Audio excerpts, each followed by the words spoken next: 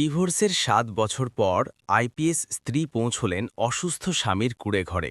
সত্যিটা জেনে পুরো গ্রাম হতবাক হয়ে গেল। বন্ধুরা, এটি উত্তরপ্রদেশের প্রয়াগরাজের একটি সত্য ঘটনা, যেখানে প্রয়াগরাজ জেলার একটি ছোট্ট গ্রাম বরপুরে বসবাসকারী আদিত্যরাজ সিং একসময় পুরো গ্রামের গর্ব ছিল। লম্বা গড়ন, মজবুত শরীর, স্পষ্ট কথা আর পরিষ্কার মন। মানুষ বলতো, যে ঘরে আদিত্যের মতো ছেলে থাকে সেখানে ভগবান নিজে থাকেন। কিন্তু সেই গ্রামেরই এক প্রান্তে আজ একটি ভাঙা কুঁড়েঘর দাঁড়িয়েছিল, এবং সেই কুঁড়েঘরে সেই আদিত্যই এখন কষ্টে শ্বাস নিচ্ছিল। কুঁড়েঘরের ভেতরে গুমোট গরম ছিল, টিনের চাল রোদে পুড়ে অঙ্গার হয়ে গিয়েছিল। খাটিয়ায় শুয়ে আদিত্য বারবার কাশছিল, প্রতিটি কাশি যেন তার বুক ভেতর থেকে চিরে দিচ্ছিল। কাছেই রাখা মাটির ঘটিটা খালি পড়েছিল। ওঠার চেষ্টা করল, কিন্তু শরীর জবাব দিয়ে দিল। সে আবার খাটিয়ায় পড়ে গেল। কিছুক্ষণ পর সে খুব কষ্টে পাশ ফিরল এবং ছাদের দিকে তাকাতে লাগল। চোখে ব্যথার চেয়ে ক্লান্তি বেশি ছিল, যেন বেঁচে থাকার ইচ্ছাও ধীরে ধীরে শেষ হয়ে যাচ্ছিল। কুঁড়েঘরের এক কোণে একটি ছোট পুরনো ট্রাঙ্ক রাখা ছিল। সে হাত বাড়িয়ে সেটা নিজের দিকে টানল। ঢাকনা খুলল, ভেতরে কাপড় নেই, শুধু কিছু কাগজ আর একটা পুরনো ছবি রাখা ছিল। সে ছবিটা তুলল। ছবিতে পুলিশের ট্রেনিংয়ের উর্দি পরা একটি মেয়ে হাসছিল, আর তার পাশে দাঁড়িয়ে আদিত্য গর্বের সাথে তার দিকে তাকিয়েছিল। সেই মেয়েটি ছিল কৃতিকা সিং, আদিত্যের স্ত্রী, বা বলা যায় একসময় স্ত্রী ছিল। সে ছবিটার দিকে মনোযোগ দিয়ে তাকালো, যেন ৭ বছরের সময় সেই মুহূর্তেই থেমে গিয়েছিল। ঠোঁটে হালকা হাসি ফুটে উঠল, ধীরে ধীরে বলল, আইপিএস ম্যাডাম। কণ্ঠস্বর এতটাই শান্ত ছিল যে সে নিজেই ঠিকমতো শুনতে পেল না। সে ছবিটা বুকে জড়িয়ে ধরল, চোখ বন্ধ হয়ে গেল। হয়তো কিছুক্ষণের জন্য ব্যথাটা কমে গিয়েছিল। ঠিক সেই সময় বাইরে থেকে আওয়াজ আসলো, আরে আদিত্য, দরজা কি খোলা? এই কণ্ঠস্বর ছিল গ্রামের বয়স্ক রামলাল কাকার। কোনো উত্তর না পেয়ে তিনি নিজেই ভেতরে চলে আসলেন। আদিত্যকে দেখা মাত্রই তার মুখ ফ্যাকাশে হয়ে গেল। আবার জ্বর এসেছে বাবা? আদিত্য শুধু হালকা করে মাথা নাড়ল। রামলাল কাকা চারদিকে তাকালেন। না আছে ওষুধ, না আছে খাবার, না আছে কোনো মানুষ, শুধুই একাকিত্ব। তিনি বিরক্ত হয়ে বললেন, আর কতকাল এভাবে পড়ে থাকবি? হাসপাতালে কেন যাস না? আদিত্য চোখ বন্ধ করেই উত্তর দিল, ঠিক আছি কাকা, শুধু একটু দুর্বলতা। কাকার গলা ধরে আসলো, দুর্বলতা নয়, তুই নিজেকে শেষ করে দিচ্ছিস। কয়েক মুহূর্ত নীরবতা রইল। তারপর কাকার নজর তার হাতে ধরা ছবিটির ওপর পড়ল। তিনি দীর্ঘশ্বাস ফেললেন। আজ আবার তার কথা মনে পড়ল। আদিত্য ছবিটা উল্টে নিচে রেখে দিল। না, এমনি। কাকা বুঝে গেলেন এটা মিথ্যে, কিন্তু তিনি কিছু বললেন না। গ্রামের সবাই জানত আদিত্য সব কিছু হারিয়েছিল, কিন্তু কৃতিকাকে ভুলতে পারেনি। কাকা উঠে বাইরে যেতে লাগলেন। তারপর হঠাৎ থেমে গেলেন। শুনেছি জেলায় নতুন পুলিশ ক্যাপ্টেন এসেছে, খুব কড়া অফিসার বলা হয় তাকে। আদিত্য একদম চুপ রইল। কাকা ধীরে ধীরে যোগ করলেন, নাম হল কৃতিকা সিং। এবার আদিত্যের আঙুলগুলো খাটিয়ার রশিতে শক্ত হয়ে গেল, কিন্তু সে চোখ খুলল না। কয়েক সেকেন্ড পর সে খুব শান্ত গলায় বলল, ভালো, গ্রাম নিরাপদ থাকবে। কাকা তার দিকে তাকিয়েই রইলেন। বুঝতে পারছিলেন না যে এই লোকটি পাথর নাকি মানুষ। তুই কি তার সাথে দেখা করতে চাইবি না? আদিত্য ধীরে ধীরে মাথা ঘুরিয়ে নিল। এখন তার পিঠ কাকার দিকে ছিল। আমাদের মতো মানুষের বড় অফিসারদের সাথে কি কাজ? কাকার চোখ জলে ভরে আসলো। তিনি কিছু না বলেই বাইরে চলে গেলেন। কুঁড়েঘরে আবার সেই নীরবতা ফিরে আসল। বাইরে দূরে কোথাও বাচ্চারা খেলছিল, মহিলারা কথা বলছিল, জীবন চলছিল। কিন্তু এই কুঁড়েঘরে সময় যেন থেমে গিয়েছিল। আদিত্য ধীরে ধীরে চোখ খুলল। দৃষ্টি সোজা দরজায় আটকে গেল, যেন কারো অপেক্ষা ছিল। তারপর নিজেই চোখ সরিয়ে নিল। না, এখন কেন আসবে? সে নিজেকে বলল। সন্ধ্যা হতে চলছিল, সূর্য ডুবে যাচ্ছিল। হঠাৎ গ্রামের বাইরে থেকে গাড়ির আওয়াজ শোনা গেল। একটি নয়, অনেকগুলো। গ্রামে হইচই পড়ে গেল। মানুষের আওয়াজ কাছে আসতে লাগল। আরে, পুলিশের গাড়ি! মনে হচ্ছে ক্যাপ্টেন সাহেবা এসেছেন, পুরো কনভয় এসেছে। আদিত্য চোখ বন্ধ করে নিল। তার মনে হল এগুলো তার থেকে বহু দূরের জগৎ। কিন্তু গাড়ির শব্দ ধীরে ধীরে কাছে আসতে লাগল, এবং অবশেষে কুঁড়ে ঘরের সামনে এসে থেমে গেল। দরজার বাইরে অনেকগুলো পায়ের শব্দ শোনা গেল। লোকেরা ফিসফিস করে কথা বলছিল। তারপর হঠাৎ সব শান্ত হয়ে গেল। কয়েক সেকেন্ড পর টিনের দরজায় হালকা টোকা পড়ল। আদিত্যের শ্বাস আটকে গেল। হৃদয় এত জোরে স্পন্দিত হতে লাগল যে সে নিজেই তা শুনতে পাচ্ছিল। সে উঠতে চাইছিল, কিন্তু শরীর সঙ্গ দিচ্ছিল না। তারপর দরজার উপাস থেকে একটি ধীর কাঁপানো কণ্ঠস্বর ভেসে আসল। আদিত্য! তার সারা শরীরে যেন বিদ্যুৎ খেলে গেল। এই কণ্ঠস্বর সে লক্ষ মানুষের মধ্যেও চিনতে পারত, কিন্তু সে নিজেকে বোঝাল, না, এটা স্বপ্ন। তারপর আবার সেই কণ্ঠস্বর, এবার আরও কাছে। আদিত্য, দরজা কি খোলা? তার চোখ আপনা আপনি দরজার দিকে স্থির হয়ে গেল। শ্বাস থেমে গেল, কারণ সেই কণ্ঠস্বর অন্য কারো নয়, কৃতিকার ছিল। এবং পরের মুহূর্তেই দরজা ধীরে ধীরে খুলতে লাগল। টিনের চালের কর্মর শব্দ যেন পুরো ৭ বছরের নীরবতাকে চিরে দিয়ে গেল। দরজার ফাঁক দিয়ে প্রথমে তীব্র আলো ভেতরে আসলো, তারপর একটি ছায়া, এবং তারপরে সেই মুখ যা আদিত্য হাজারবার মনে করেছিল, কিন্তু আর কখনো সামনে দেখার আশা ছেড়ে দিয়েছিল। দরজায় দাঁড়িয়েছিল কৃতিকা সিং। সেই তীক্ষ্ণ দৃষ্টি, সেই কঠোর মুখ, সেই পুলিশের উর্দি, কিন্তু চোখের নিচে ক্লান্তির গভীর রেখা ছিল, যেন ঘুম আর শান্তি দুটোই তার থেকে দূরে চলে গিয়েছিল। আদিত্য কিছুক্ষণ তার দিকে তাকিয়ে রইল, যেন মস্তিষ্ক মানতে অস্বীকার করছিল যে সে সত্যি সত্যিই সামনে দাঁড়িয়ে আছে। সে ওঠার চেষ্টা করল, কিন্তু শরীর সঙ্গ দিল না।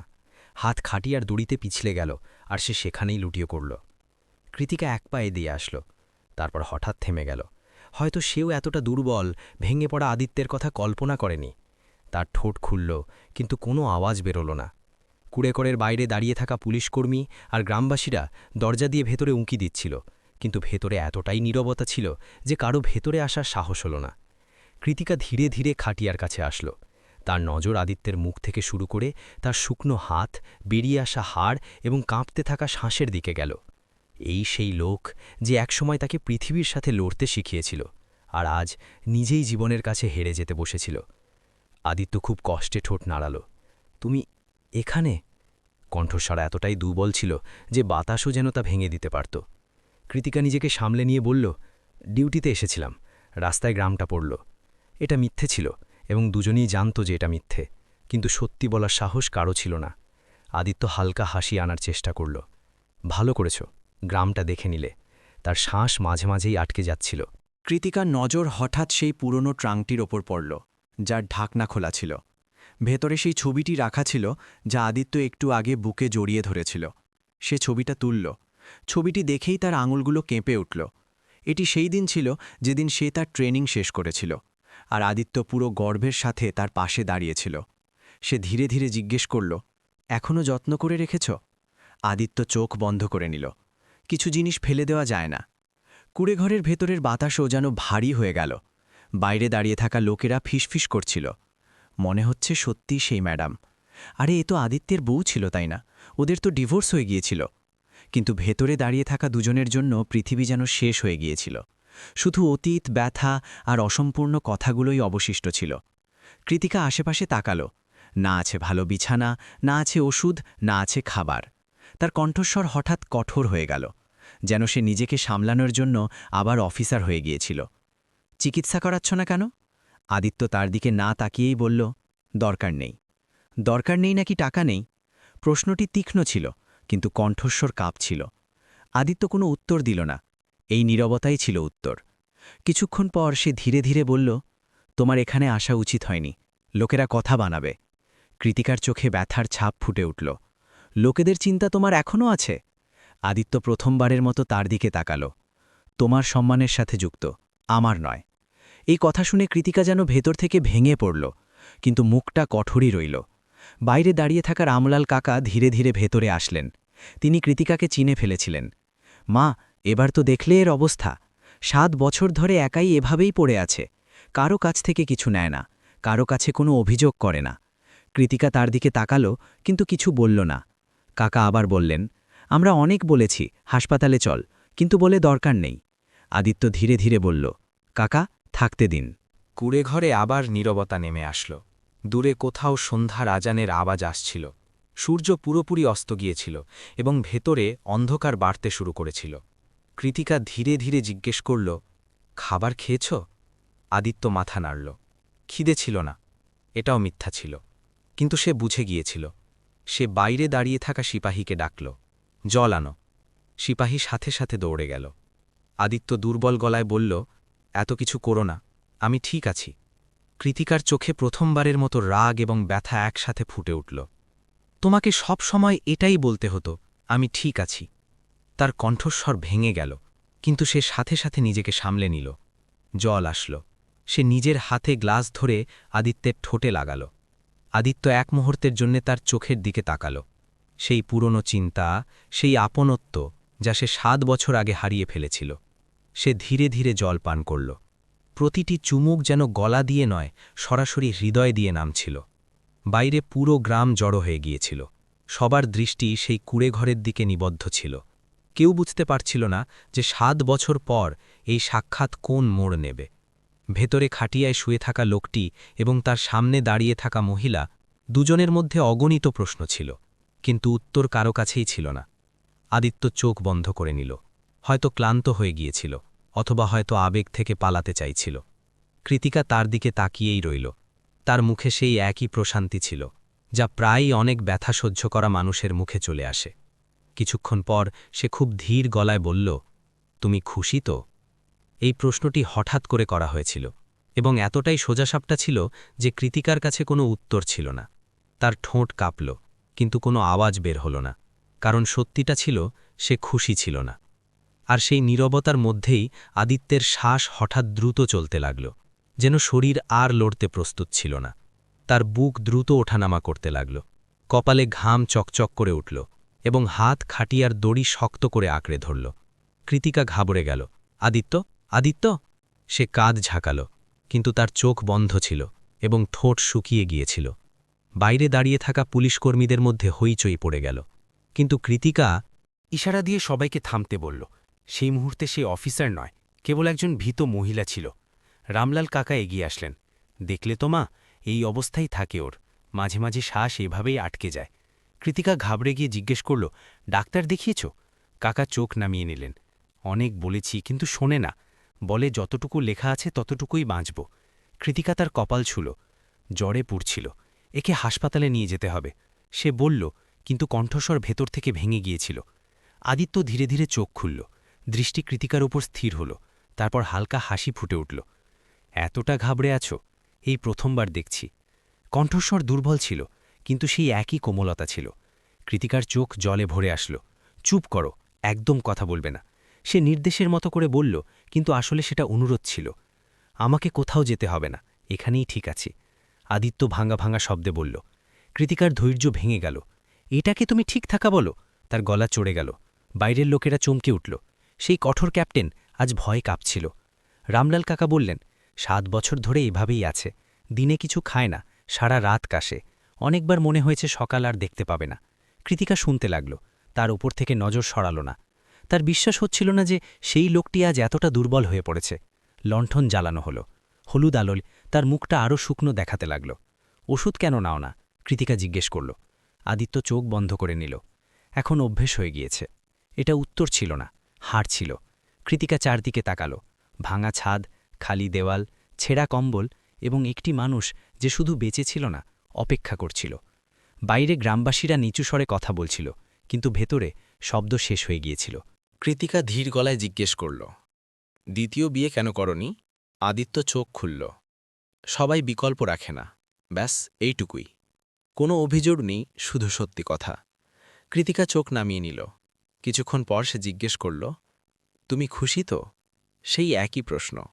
এবার তার কণ্ঠস্বরে ক্লান্তির সাথে সাথে আশাও ছিল। কৃতিকার কাছে কোনো উত্তর ছিল না, তার নীরবতাই সত্য হয়ে দাঁড়াল। আদিত্য হালকা করে মাথা নাড়াল। ঠিক আছে, খুশি থেকো। তার মুখে এক অদ্ভুত প্রশান্তি নেমে আসল। কৃতিকা ঘাবড়ে গেল। এমন কথা বলো না। হঠাৎ তার হাত খাটিয়া থেকে ঝুলে পড়ল। শ্বাস আবার ভারী হতে লাগল, আগের চেয়েও বেশি। ডাক্তার ডাকো, কৃতিকা চিৎকার করে বলল। সিপাহীরা দৌড়ে গেল। গ্রামে ছোটাছুটি পড়ে গেল। রামলাল কাকা কাঁদতে কাঁদতে বিড়বিড় করছিলেন, হে ভগবান! বাইরে নীরবতা ছেয়ে গেল, শুধু ভেতর থেকে আসা ভারী শ্বাসের শব্দ শোনা যাচ্ছিল। কৃতিকা তার হাত ধরল, ঠান্ডা হয়ে আসছিল। আদিত্য, চোখ খোলো। তার কণ্ঠস্বর ভেঙে গেল। প্রথমবারের মতো তার চোখের জল গড়িয়ে পড়ল। উর্দিয়ার পদ সবকিছু অর্থহীন হয়ে গিয়েছিল। আদিত্য খুব কষ্টে চোখ খুলল। ঝাপসা দৃষ্টিতে তার দিকে তাকালো, ঠোঁট নড়ল, তারপর অনেক কষ্টে একটি শব্দ বের হল, এসেছ? যেন সে শুধু এই মুহূর্তেরই অপেক্ষা করছিল। কৃতিকা কেঁদে ফেলল। আমি এখানেই আছি, কোথাও যাব না, সে ফিসফিস করে বলল। বাইরে দাঁড়িয়ে থাকা পুরো গ্রাম নিঃশ্বাস আটকে কুড়েঘরের দিকে তাকিয়েছিল। আর সেই মুহূর্তেই আদিত্যের মুঠি আলগা হতে লাগল। তার আঙুলগুলো ধীরে ধীরে কৃতিকার হাত থেকে খসে পড়তে লাগল। কৃতিকার হৃদয় যেন বুকে ফেটে যাচ্ছিল। সে ঘাবড়ে গিয়ে তার হাত 2 হাত দিয়ে শক্ত করে চেপে ধরল, যেন শুধু ধরে রাখলেই সে তাকে মৃত্যুর মুখ থেকে ফিরিয়ে আনতে পারবে। আদিত্য, না, চোখ বন্ধ করো না। তার কণ্ঠস্বর ভেঙে যাচ্ছিল, শ্বাস কাঁপছিল। বাইরে দাঁড়িয়ে থাকা লোকেরা প্রথমবারের মতো সেই কঠোর আইপিএস অফিসারকে এভাবে ভেঙে পড়তে দেখল। আদিত্যের চোখের পাতায় ভারী ভাব নেমে আসছিল। সে অনেক চেষ্টা করে চোখ অর্ধেক খুলল। দৃষ্টি ঝাপসা ছিল, কিন্তু সামনে সেই মুখটিই ছিল যার জন্য সে সবকিছু হারিয়েছিল। ঠোঁটে হালকা হাসি ফুটে উঠল, যেন ব্যথার মাঝেও সে শান্তি পেয়ে গিয়েছিল। কেঁদো না, শব্দগুলো খুব কষ্টে বের হল। কৃতিকার হৃদয় চিঁড়ে গেল। 7 বছর পর সে প্রথমবারের মতো তার জন্য কেঁদেছিল, আর সে তাকে কাঁদতে নিষেধ করছিল। তখনই গ্রামের একটি ছেলে হাঁপাতে হাঁপাতে ভেতরে আসলো। ডাক্তারবাবু রাস্তায় আছেন, এই চলে এসেছেন। কিন্তু সময় যেন হাত থেকে পিছলে যাচ্ছিল। কৃতিকা আদিত্যের মাথা নিজের কোলে তুলে নিল। তার উর্দিতে ধুলো লেগে গেল, কিন্তু তার কোনো পরোয়া ছিল না। সে কাপা কাপা হাতে তার কপাল বুলিয়ে দিল, ঠিক যেমন পুরনো দিনে করত। কিছু হবে না, শুনতে পাচ্ছ? কিছু হবে না, সে বারবার বলছিল, কিন্তু তার নিজের কণ্ঠস্বরেই বিশ্বাস ছিল না। আদিত্যের শ্বাস থেমে থেমে আসছিল। সে খুব ধীর গলায় বলল, তুমি এসেছ? খুব ভালো হয়েছে। যেন এই সাক্ষাৎটি তার জীবনের শেষ কাজ ছিল। কৃতিকার চোখের জল থামছিল না। আমি যেতাম না, কখনো যেতাম না, যদি আমি সত্যিটা জানতাম। তার কথা অসম্পূর্ণ রয়ে গেল, কারণ এখন শব্দগুলো অর্থহীন ছিল। রামলাল কাকা ধীরে ধীরে বললেন, মা, এ কখনো নিজের সাফাই দেওয়ার সুযোগই পায়নি। যা কিছু ছিল নিজের মনের মধ্যেই রেখে দিয়েছিল। এ কখনো তোমার বিরুদ্ধে একটা শব্দও বলেনি। গ্রামবাসীরা অনেক কিছুই বলতো, কিন্তু এ শুধু এটুকুই বলতো, ভুল আমারই হবে। এই কথা শুনে কৃতিকা যেন পাথর হয়ে গেল। তার বুক জোরে স্পন্দিত হতে লাগল। ঠিক সেই সময় ডাক্তার ভেতরে পৌঁছালেন। তিনি তাড়াতাড়ি আদিত্যের নাড়ি দেখলেন, স্টেথোস্কোপ লাগালেন, তারপর গম্ভীর হয়ে বললেন, অনেক দেরি হয়ে গিয়েছে, শরীর একদম দুর্বল হয়ে পড়েছে। কৃতিকা তার হাত ধরল। কিছু করুন, আপনি তো ডাক্তার, কিছু অন্তত করুন। ডাক্তার ধীরে ধীরে চোখ নামিয়ে নিলেন। আমরা চেষ্টা করছি। কুঁড়েঘরের বাইরে পুরো গ্রাম চুপচাপ দাঁড়িয়েছিল। ভেতরে লণ্ঠনের হলুদ আলোয় একটি ভেঙে পড়া জীবন তার শেষ নিঃশ্বাস গুনছিল। আদিত্য শেষবারের মতো চোখ খুলল। দৃষ্টি সোজা কৃতিকার ওপর স্থির হল, যেন সে তাকেই মনে রেখে চলে যেতে চাইছিল। খুশি থেকো। শব্দগুলো অসম্পূর্ণ ছিল, কিন্তু আবেগ সম্পূর্ণ ছিল। কৃতিকা ভেঙে পড়ল। তোমাকে ছাড়া নয়, তার মুখ থেকে আপনা আপনি বেরিয়ে গেল। আদিত্যের চোখে হালকা একটু চমক আসল, যেন তাকে সেটাই শুনতে হতো। তারপর ধীরে ধীরে তার চোখের পাতা হার মেনে নিল। মাথা একপাশে ঢলে পড়ল। শ্বাস থেমে গেল। কুঁড়েঘরের ভেতরে সবকিছু স্থির হয়ে গেল। ডাক্তার কয়েক মুহূর্ত পর ধীরে ধীরে বললেন, তিনি আর নেই। এই কথা শোনা মাত্রই কৃতিকার জগৎ যেন শেষ হয়ে গেল। সে আদিত্যকে বুকে জড়িয়ে ধরল আর ডুকরে কেঁদে উঠল। তার চিৎকার পুরো গ্রামে প্রতিধ্বনিত হতে লাগল। বাইরে দাঁড়িয়ে থাকা লোকেরা হতবাক হয়ে গেল। অনেকেই কেঁদে ফেলল। কিছুক্ষণ পর কৃতিকার নজর মেঝেতে পড়ে থাকা সেই পুরনো ট্রাঙ্কের ওপর পড়ল। সে কাপা কাপা হাতে সেটা খুলল। ভেতরে কাগজপত্রের একটি বান্ডিল ছিল এবং উপরে একটি খাম, কৃতিকার জন্য। সে খামটি খুলল। কাগজে লেখা ছিল, তোমাকে বাঁচানোর জন্য আমি যা করেছি তা বলার সাহস কখনো হয়নি। যদি তুমি এটা পড়ে থাকো, তবে হয়তো আমি আর থাকব না। তুমি শুধু খুশি থেকো। কৃতিকার হাত থেকে কাগজটি পড়ে গেল। সে সবকিছু বুঝে গেল। আদিত্য অপরাধী ছিল না, সে তার ঢাল ছিল। সে তার সম্মান, তার কেরিয়ার আর তার জীবন বাঁচানোর জন্য নিজেকে শেষ করে দিয়েছিল। সে মাটিতে বসে পড়ল, 2 হাত দিয়ে মুখ ঢেকে নিল এবং জোরে জোরে কাঁপতে লাগল। তার অনুশোচনা, তার ব্যথা, তার ভেঙে পড়া সবকিছু এতটাই সত্যি ছিল যে পুরো গ্রাম স্তব্ধ হয়ে গেল। কারণ আজ সবাই জেনে গিয়েছিল আসল হিরো কে ছিল। কয়েক মাস পর বরপুর গ্রামে একটি ছোট পাকা ভবন তৈরি হল, ঠিক সেই জায়গায় যেখানে একসময় আদিত্যের ভাঙা কুঁড়েঘর ছিল। দরজার ওপরে বোর্ড লাগানো ছিল, আদিত্য রাজ সেবা ট্রাস্ট। এই সংস্থাটি গ্রামের দরিদ্রদের চিকিৎসা, বয়স্কদের সাহায্য এবং অভাবী পরিবারগুলোকে সহায়তা করার জন্য তৈরি করা হয়েছিল। এর শুরুটা কৃতিকা করেছিল। সে বলেছিল, যে মানুষটি বিনা শব্দে সবকিছু দিয়ে গিয়েছে তার স্মৃতি শুধু ছবিতে নয়, মানুষের জীবনেও বেঁচে থাকা উচিত। ধীরে ধীরে সেই জায়গাটি পুরো এলাকার ভরসাস্থল হয়ে উঠল। যেখানে আগে অভাব ছিল সেখানে এখন সাহায্য পৌঁছাতে লাগল। গ্রামের মানুষ বলতো, আদিত্য চলে গিয়েছে, কিন্তু তার হৃদয় এখনও এই গ্রামে স্পন্দিত হয়। আর যখনই কৃতিকা গ্রামে আসত, সবার প্রথমে সেই জায়গায় দাঁড়িয়ে চুপচাপ কিছুক্ষণের জন্য চোখ বন্ধ করে নিত, যেন আজও তার সাথে কথা বলছে। সেই রাতে বরপুর গ্রামের কোনো ঘরে উনুন জ্বলেনি, কারণ একটি মানুষের নীরবতা সবাইকে লজ্জিত করে দিয়েছিল। বন্ধুরা, এই গল্পের সবচেয়ে বড় শিক্ষা হলো এটাই যে সত্যিকারের ভালোবাসা সবসময় শব্দ করে না, তা প্রায়শই নীরবে ত্যাগ স্বীকার করে। অনেক সময় যে মানুষটিকে আমাদের ভুল, কঠোর বা বেপরোয়া মনে হয়, সেই আমাদের জন্য সবচেয়ে বড় আত্মত্যাগ করে থাকে। সম্পর্কগুলো শুধু একসাথে থাকলেই টিকে থাকে না, বরং বিশ্বাস এবং সত্যি জানার চেষ্টা করলে টিকে থাকে। অহংকার, দূরত্ব এবং অসম্পূর্ণ তথ্য, এই তিনটি জিনিস মিলে সবচেয়ে মজবুত সম্পর্ককেও ভেঙে দিতে পারে। তাই জীবনে কখনো কোনো আপনজনকে শুধু বাহ্যিক কথার ভিত্তিতে বিচার করবেন না, কারণ সত্যি প্রায়ই শব্দের মধ্যে নয়, নীরবতার মধ্যে লুকিয়ে থাকে। কিন্তু এবার আপনারা বলুন, আপনারা যদি কৃতিকার জায়গায় থাকতেন এবং এত বছর পর এই সত্যিটা জানতে পারতেন, তবে কি আপনারা নিজেকে ক্ষমা করতে পারতেন? আর আপনারা যদি আদিত্যের জায়গায় থাকতেন, তবে কি নিজের ভালোবাসাকে বাঁচানোর জন্য এত বড় ত্যাগ করতে পারতেন? নিচে কমেন্ট করে অবশ্যই জানাবেন, কারণ আপনাদের চিন্তাধারাই এই গল্পটিকে সম্পূর্ণ করে।